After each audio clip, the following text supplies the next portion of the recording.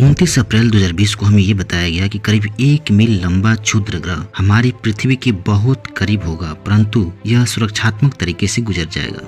चिंता की आवश्यकता नहीं है, क्योंकि यह पृथ्वी को टक्कर देने हेतु एकदम करीब नहीं आ रहा। यद्यपि हमारा सौर मंडल इस प्रकार के क्षुद्र ग्रहों और धूमकेतुओं के ढेर से भरा पड़ा है, बिल्कुल कचरे की तरह, जो कभी कभी चक्कर लगाते लगाते पृथ्वी के बहुत नजदीक आ जाते हैं। जब एक धूमकेतु या क्षुद्र ग्रह या एक चट्टान का टुकड़ा हमारी पृथ्वी के बहुत करीब आ सकता तो उसे पृथ्वी के समीप वस्तु कहा जा सकता है। परंतु यह कितना करीब हो सकता है? पृथ्वी समीप वस्तु को परिभाषित करें तो इसका तात्पर्य यह हुआ कि हमारी पृथ्वी से लगभग 30 मिलियन मील दूर से अगर कोई वस्तु गुजरती है तो उसे हम पृथ्वी समीप वस्तु कहते हैं। अमेरिकी नासा ने लगभग 5 मिलियन मील की दूरी तक उन सभी वस्तुओं की निगरानी शुरू किया जो पृथ्वी के समीप से गुजर सकते थे।